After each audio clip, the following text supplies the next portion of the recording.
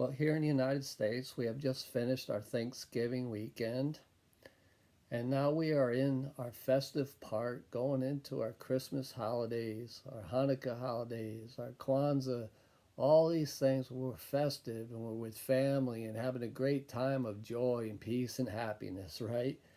But we have to remember we have many people that still have bouts of depression. And it's normal that we do this. We go through depression all the time. Same as anxiety, as I've spoken about before. But once we get deep into depression and it starts affecting our lives, our family, our jobs, our friendships, then we know we have big problems.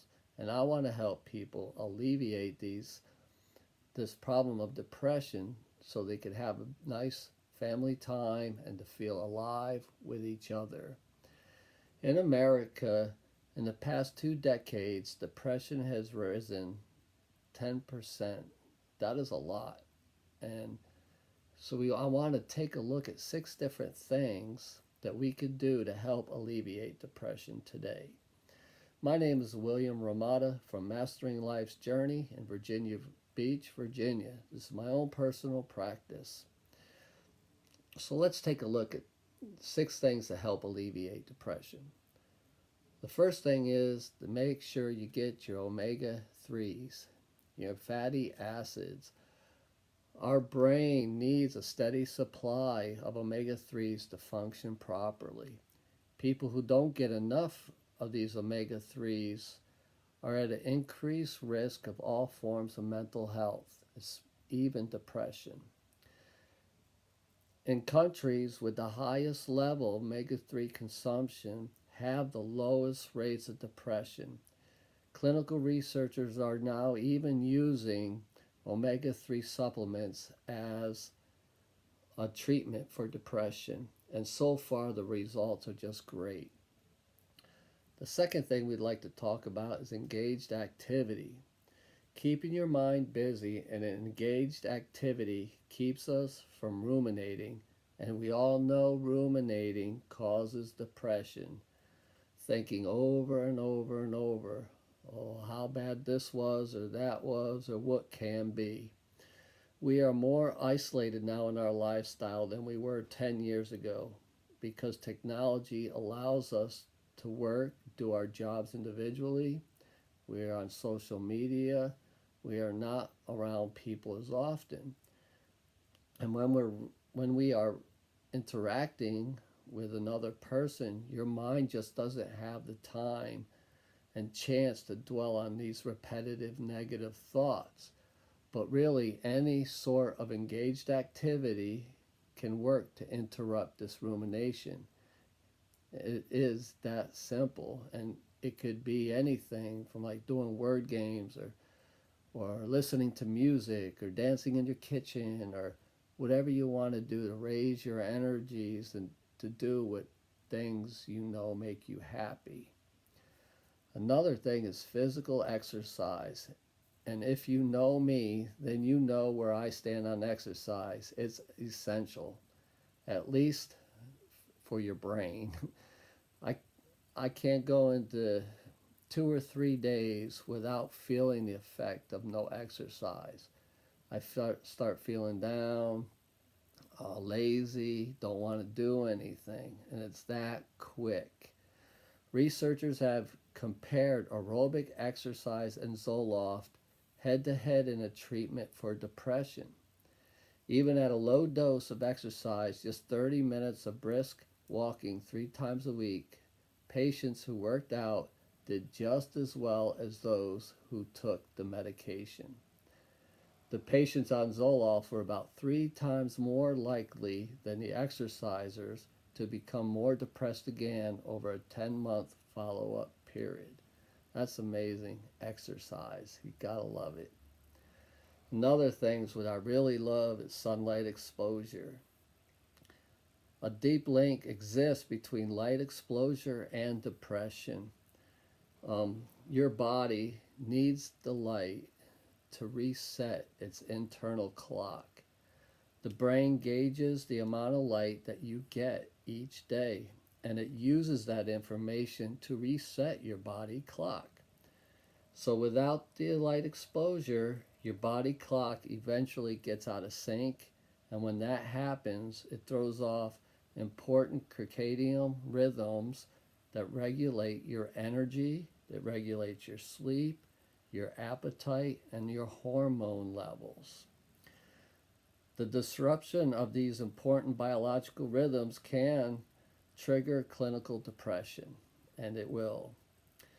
So, because natural light is so much brighter than the indoor light, matter of fact, it's like 100 times lighter, only a half hour of sunlight is enough to reset your body clock. And even if you go outside and like it's been here the last couple of days and it's just gray and hazy and rainy, it's still a lot brighter than the light in most people's houses. So you need to get out of your house and get that exposure to keep your rhythms well regulated. So that was 4. So number 5 is social support. We all know how important friends are and family. And the studies show that we really need social support. The result of a recent University of Michigan study on how gossip does us good gossip, not the negative gossip. So the University of Michigan researcher and a lead author of the study, Stephanie Brown, said many of the hormones involved in bonding and helping, what was it? In bonding and helping behavior lead to reduction in stress and anxiety in both human and other animals. So the research is clear, right? When it comes to depression, relationships matter. People who lack a supportive network face an increased risk of becoming depressed. And also, they remain depressed once the episode strikes.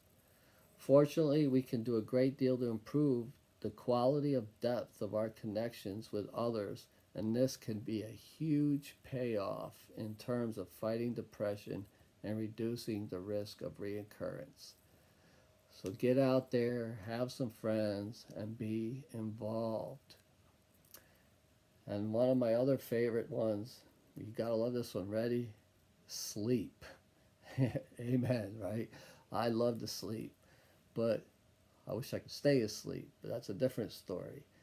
So when you are sleep deprived for days or weeks at a time, it can interfere with your ability to think clearly. It could even bring about serious health consequences, right? Disrupted sleep is one of the most potent triggers of depression.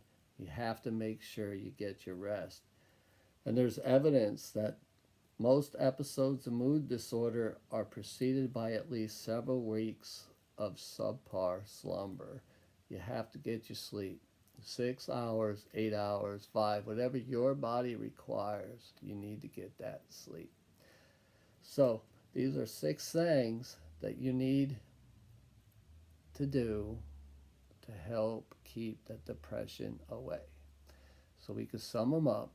Get your omega fatty acids. They got supplements out there, or eat all your fish that you like to eat.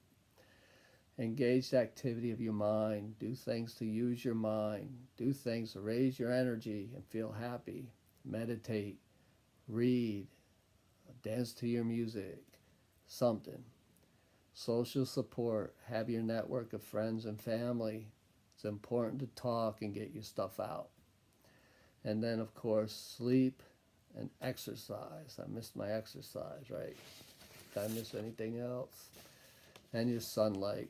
I love being outside in the sun, walking my dog, sitting out there drinking a cup of tea. The sunlight, put your feet in the grass, it feels good. So these are some things to do. So keep yourself going. It's a beautiful time of year to be with family and friends and be festive. So if you like this video, click like, subscribe, send it out to your friends. And also, you can leave some messages down below on what you would like to hear of next.